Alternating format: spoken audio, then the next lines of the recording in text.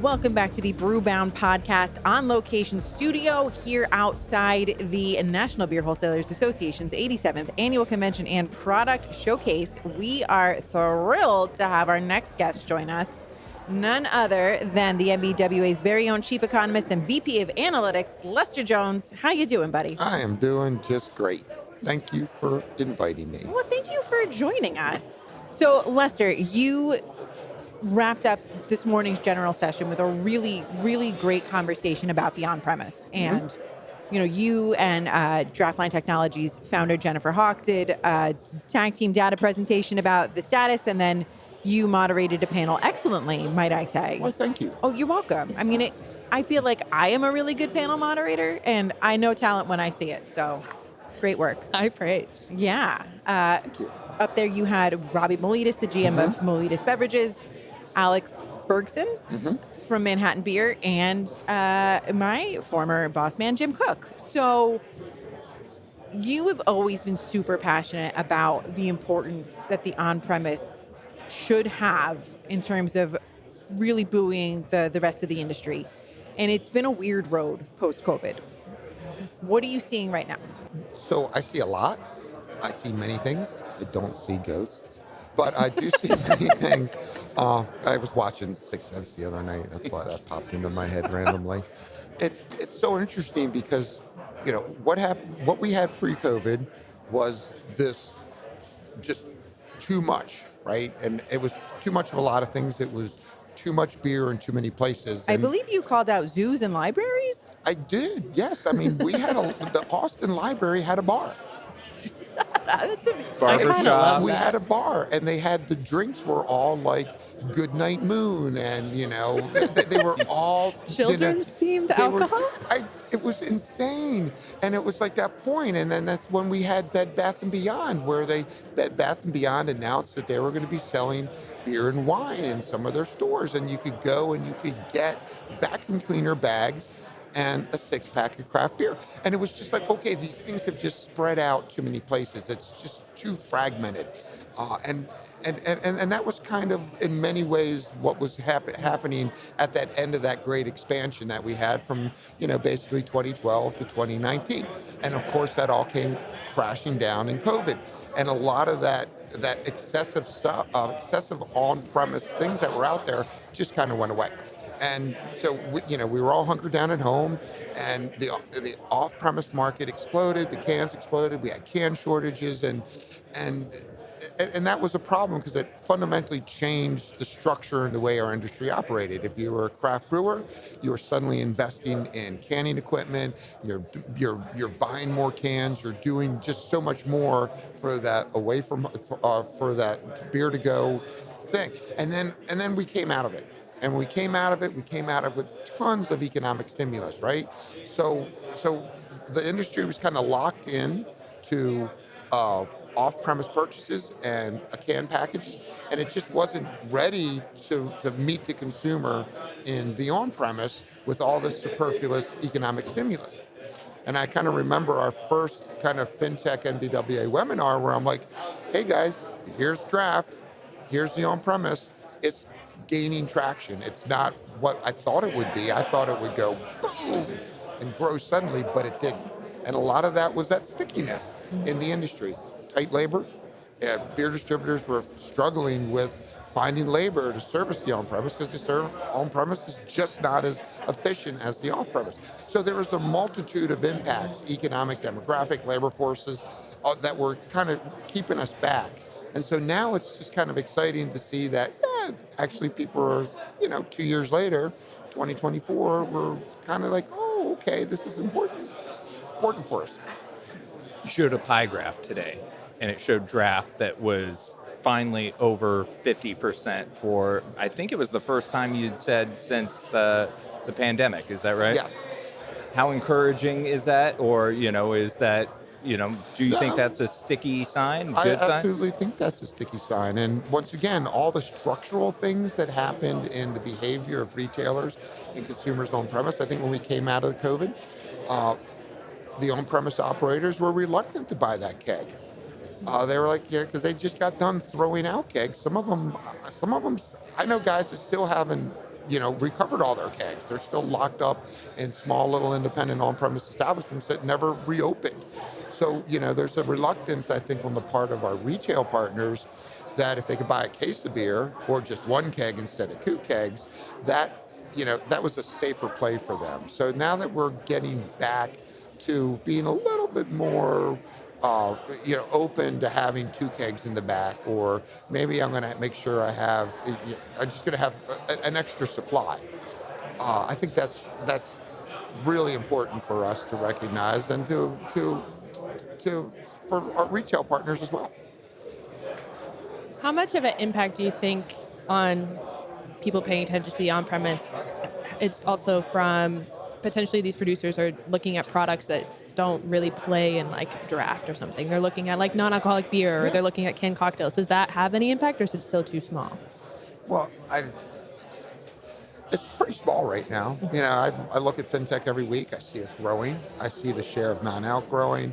I see, some there's a lot of cannibalization in there. There's a lot of old school NA brands that are falling away, a lot of new NA brands that are coming online. So, and I'm not quite sure. I think we do see that Athletic does have some draft out there. I'm not sure how that works, but, I trust them that they're going to figure out how to make it work. And once again, I'm 100% for bringing back the taste of bitter and hops and malt to the younger consumer, because sweet's got to go. I'm sorry. You just grow out of sweet eventually. You burned out? I'm burned out of sweet. It's just, let's just get back to the good old barley malt, hops, and water, and just keep it uncomplicated, keep it simple. And I think beer is a simple choice. There's a lot of that innovation out there, and that's great.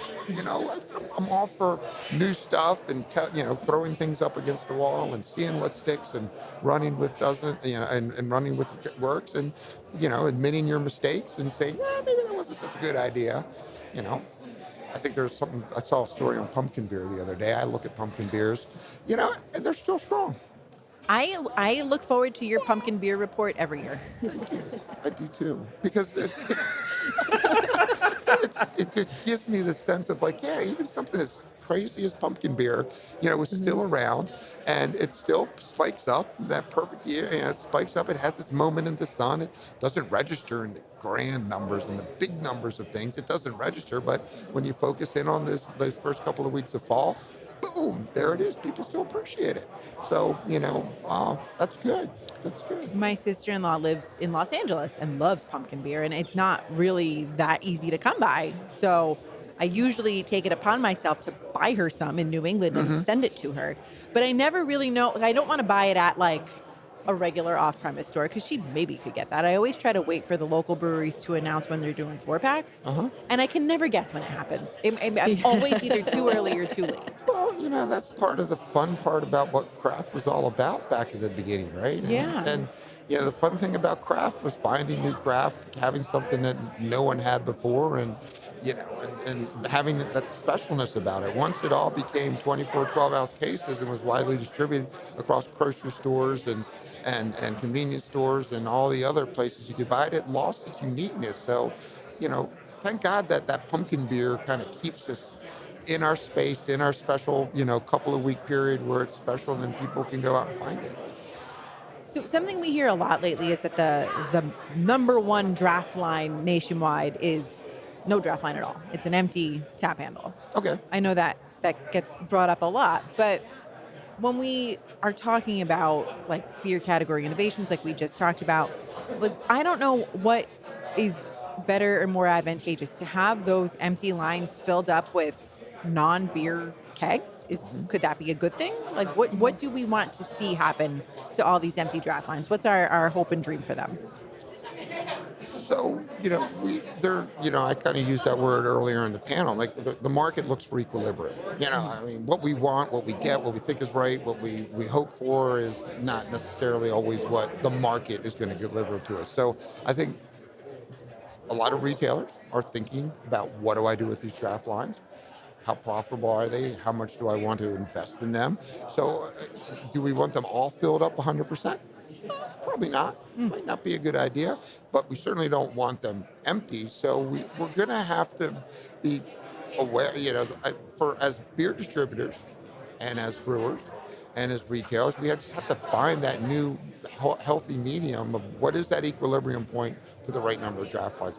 Yeah, and I'm sure for a place like Alex Bergson's Manhattan Beer in Manhattan, there's a good number.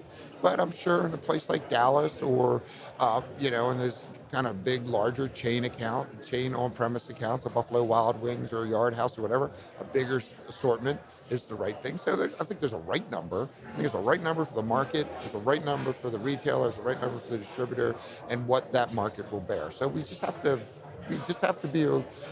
let the market play itself out, and then we'll know what the right number is. When was the last time that there was a number one beer on draft when it wasn't an open line? I'm sure. I mean, right now, for me, in the data that I see, it's the Make Ultra is the number one draft, and Bud Light was the number one draft for a long time, just because that's just sheer volume, right? And it's absolutely driven by regional differences. I mean, you will find what the number one draft is in the Pacific Northwest is not the number one draft in New England, not the number one draft in the Midwest. Those are all very different number ones. What they roll up to be nationally, is a whole other story because, once again, California is always going to over-index and outweigh everything else in the rest of the country. So, I've always said, we should take California and make it its own, beer state, and then look at the rest of the country, because you would get a completely different profile of the beer drinker, the consumer, and the retailer if you sold California to Mexico. Why don't we make you do that Solve for the Brewbound debt. Live? Let's have you do that for Brewbound Live. No, we're here in California. I don't want to. I didn't bring my passport, so Yeah. don't do this anytime soon, I guess. No, but you're right. But what's the number one brand is absolutely kind of almost an irrelevant question, because it is so much driven by the geographical differences and what people want to drink and where they want to drink and when. But put another way, when did this proliferation of empty lines happen? Is this a COVID thing? Oh, absolutely. Okay. I mean, it was, there's a point, I remember watching the numbers, and I remember when draft went negative. I was like, okay, it's a negative number. I mean, we were pulling more draft beer out of the U.S. beer market and getting rid of it, turning into hand sanitizer and doing whatever we could with it at that period of time. So it had a negative drawdown on our total volumes. And that's when all those taps went through. I remember my first draft beer, and it was horrible. I had to give it back. Oh, no. Yeah. Was that a beer problem, or was that a draft line problem? I think it was just an old keg, right? I went down. We were in Austin. We went down. We did the speakeasy thing. We knocked on the door. Gerard was our bartender pre-COVID. He opened. He goes, "What do you want?" I was like, 2 draft beers. He's like, "Okay." And the door closed, and then his hand came out, and we ran our beers over, and we sat down, and we're like, and we had to spin him out. We went, knock, knock, knock. That was a lousy beer. He's like, "Oh no, I'm sorry. Let me get you another one." 2 more beers came out. We're like, "Oh, that's a little bit better." Lester, I think you just solved the problem of getting the younger LDA drinkers back out to the bars. Have you heard about the wine windows in Florence? Mm-hmm. No. In Florence, Italy, there are these, really old buildings that have these like medieval tiny little windows that open up, and you can be served a glass of wine through it. And we know the kids love the experiences. I think what we need here is draft beer windows where you can just, walk around, know a secret code, tap on the wall, somebody hands you a beer. Yep, you put it on TikTok. The end. I'd Done. like that. We think we can go home. But yeah, so that was the start of our empty line discussion, and now the market is trying to come back to equilibrium. We're trying to figure out what that right balance is. I don't think it's a 2017, 2018 model where it was just everywhere, but it's not where it is today. So I think as we elevate our industry and we elevate beer and we focus on making the beer experience, the beer occasion more than it is today, looking forward, I think there'll be there'll be a new metric to come by. That's what I was kind of hoping for in that panel. I was like, what's our metric going to be? Because like if we do get more draft handles, we do have people more drinking draft, then it's absolutely going to transfer into the off-premise. So what's that linkage? What's that connection that everyone needs to make that, hey, we sold 10% more beer in the on-premise and 6 months later we sold 1% more in the off, or whatever that metric's going to be.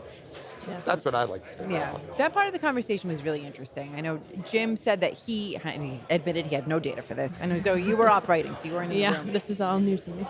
Jim said he thinks that for every pint sold in the on-premise, it translates to 2 bottles sold in the off-premise.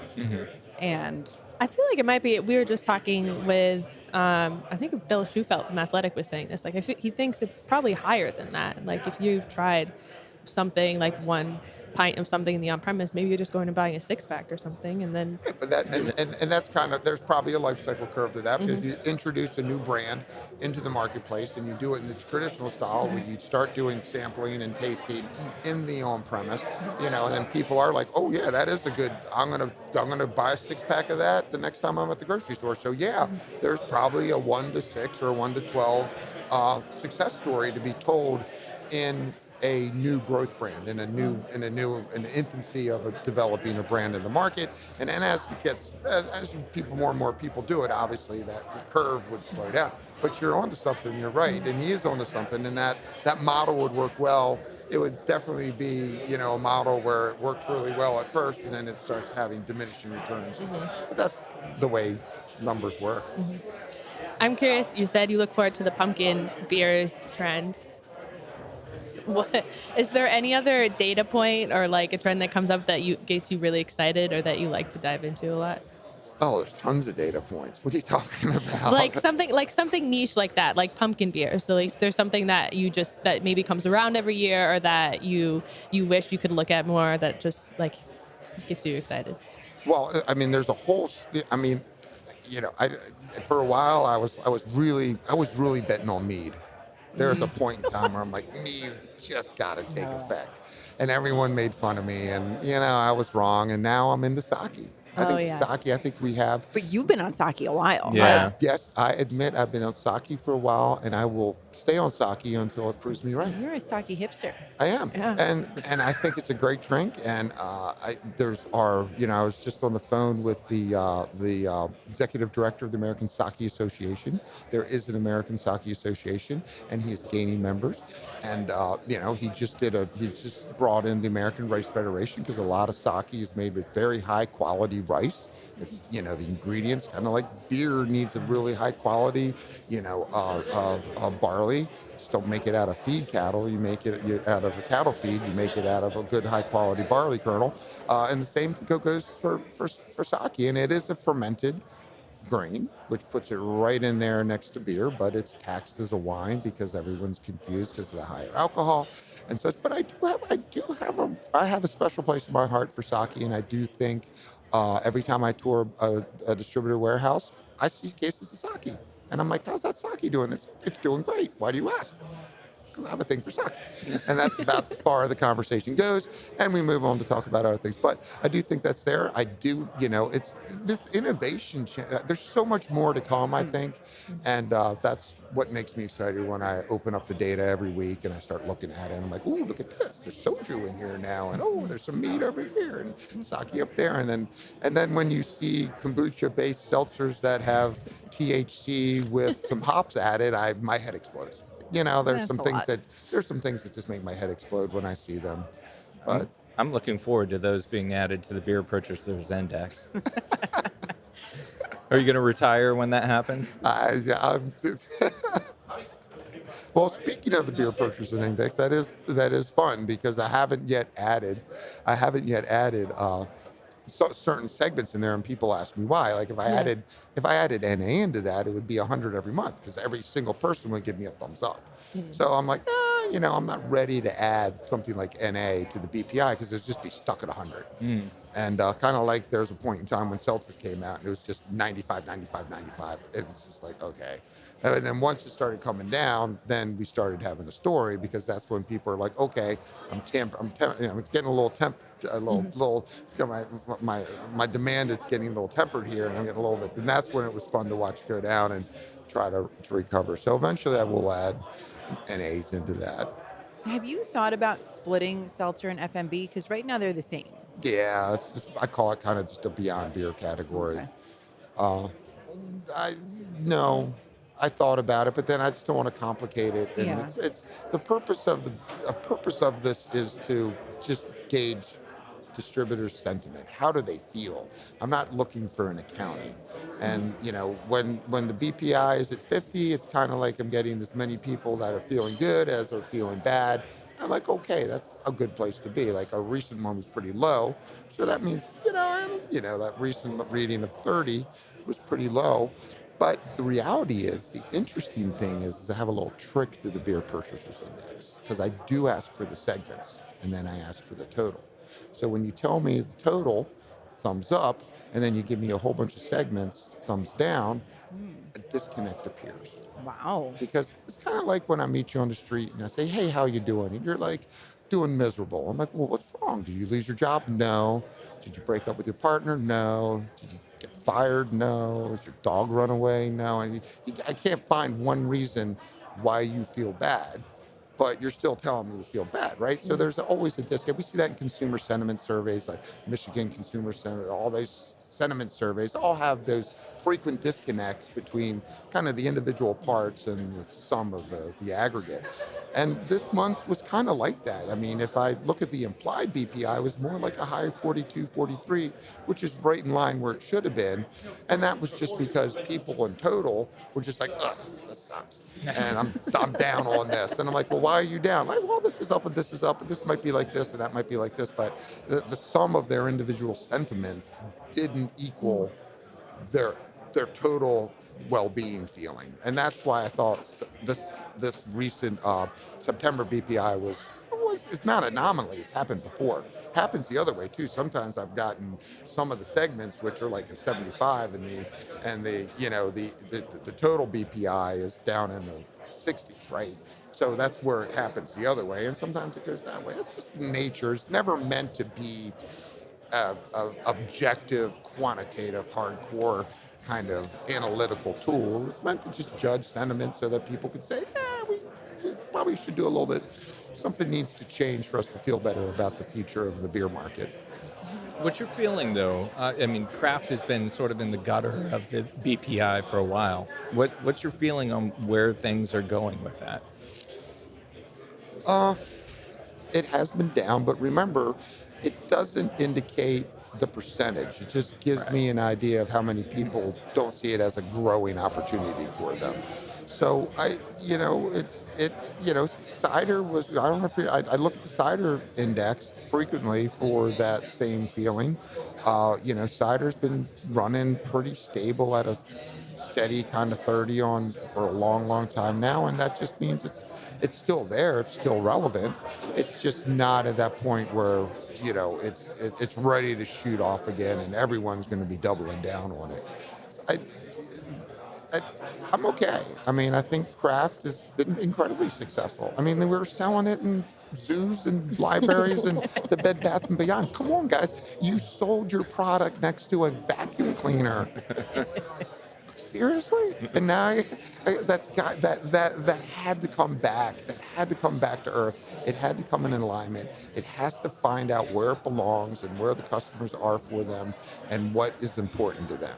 You know what I really would have appreciated, and it's a moot point now, this is a completely bygone era, but if we had bars inside the Bed Bath & Beyond so I could have a beer and shop, that sounds like a great Friday night to me. Well, and that's a great segue here because, in Austin we have Whole Foods and we have H-E-B, and every one of those grocery stores have a bar.